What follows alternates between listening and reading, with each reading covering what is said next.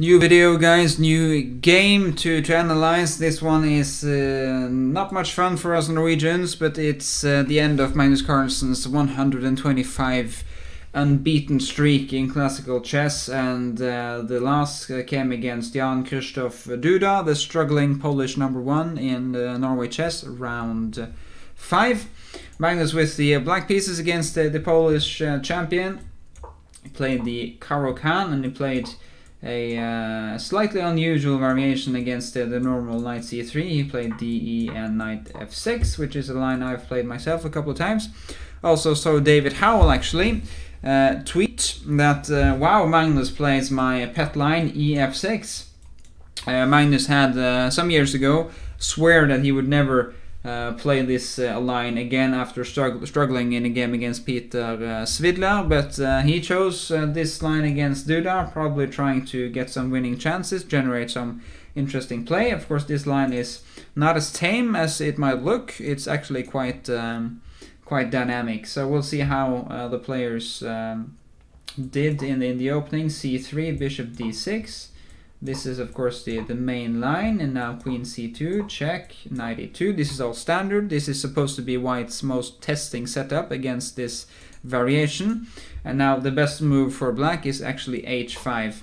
The reason you play h5 and not h6 is that h5 contributes on the king side in a more, I guess, dynamic way. It stops very often this g4 advance from white, and also h4 is a resource at some later point, stopping maybe knight g3 or harassing the knight on g3, for example.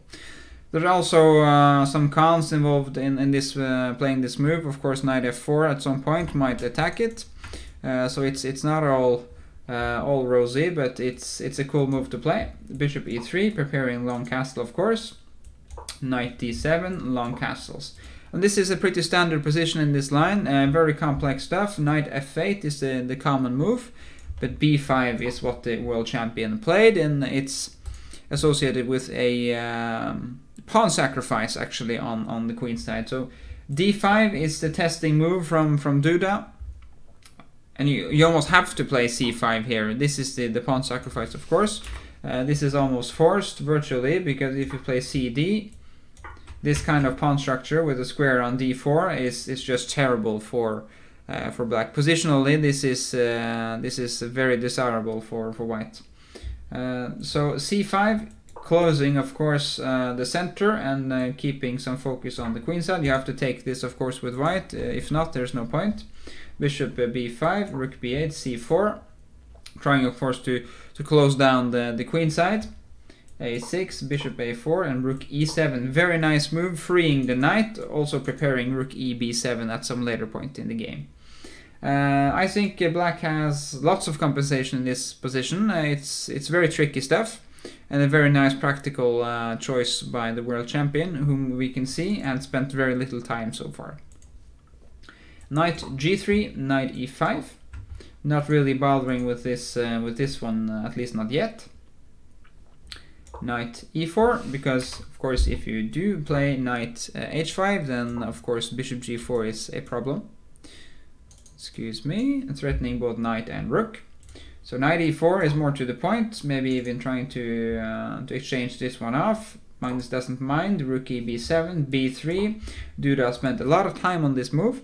It's quite natural, but he must have been wondering what to do against the exchange sacrifice my opponent has planned, namely rook b4, trying to exchange the rook for the bishop on a4. And why would you do that, you might ask? Well, look at the open line against white's king, and remember that these two guys, these rooks, are not really playing in the game at the moment. They're not really participating.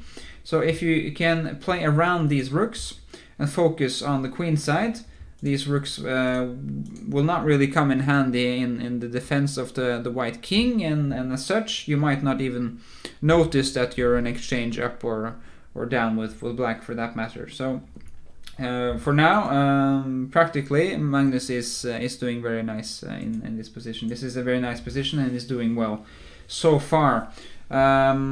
And is also way ahead on time. As we can see, Duda down to 23 minutes. Very complex position. Magnus 54 minutes. So approximately 30 minutes to the good on his opponent, and that's of course telling something about Magnus's preparation in this game.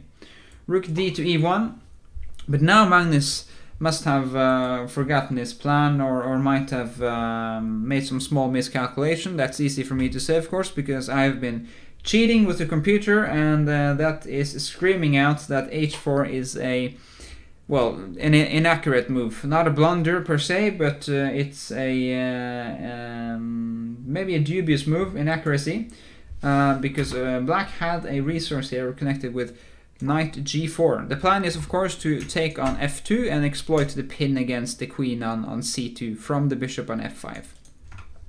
It's not so easy to stop this. If you do f3, then I might just take on e4 and swing my knight into f2 anyway. And if I get the exchange back, then this position will be very nice for black, at least fully playable, might even be equal, at least dynamically equal. In a position like this, for example, the white king is still a bit airy, and there are some weaknesses in the white position that you could exploit with black. And materially, this is not terrible for black. If you do something like rook f1, just trying to protect f2, then bishop e5 is the most accurate move.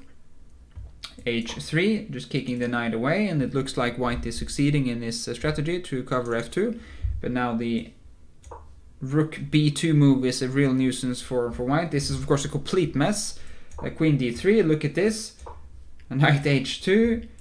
Rook h1 and rook a2, and it's a complete mess according to the computer. I have no clue what's going on here. I would probably lose with both colors, but still, you know, it's fun to see that the computer is suggesting this. Also suggested by Hans Olav Lahlum on the Norwegian broadcast channel TV2 during the game. I reckon that was some sort of computer suggestion, because I don't think any sane human being would consider this with any color, but it's fun to see. h4, supposed to be dubious, I'm not sure why, but I guess it's because Duda could play h3, and now the knight g4 resource is not available for black anymore. Knight g6. A couple more moves here from the players. g4 from Duda, chasing the pieces away. And now starting to run with the king. Not really safe on c1 anymore. f5. Take on d6. Take on f5 as well. It's pawn sacrifice for Magnus, but he's trying to chase the king back to c1. f3 from Duda. Queen f6. And looks like Magnus has lots of play here, but the Polish #1 keeps his cool. Bishop c3. Everything is covered, so Magnus needs to play queen to g5. An extra against the rook, but the Duda is well on top of things here. Queen e4, staying centralized.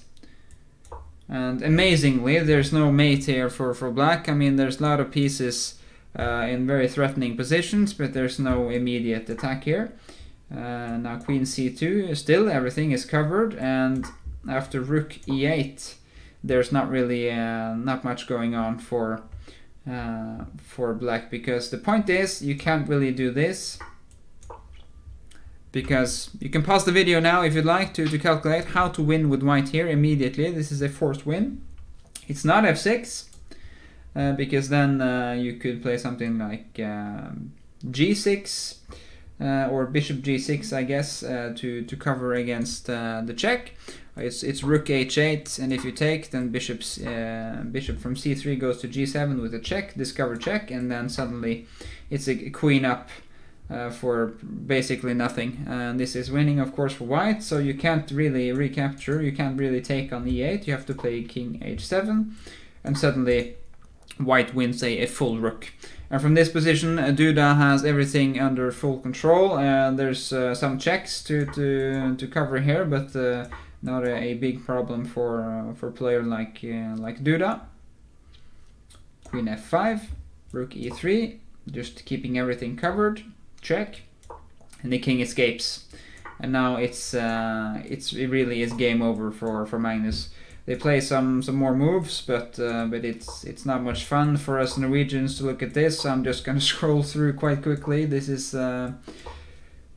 almost torture-like to look at. Magnus is of course 125 unbeaten streak coming to an end in front of our eyes now, and this is of course completely winning for whites. There's a lot of checks, and if this was a blitz game, Magnus might have had a chance, but there's an increment, and even though Duda is down to 13 seconds, he had reasonable control here. Sacrificing some material to get out of this counterplay-esque stuff from black.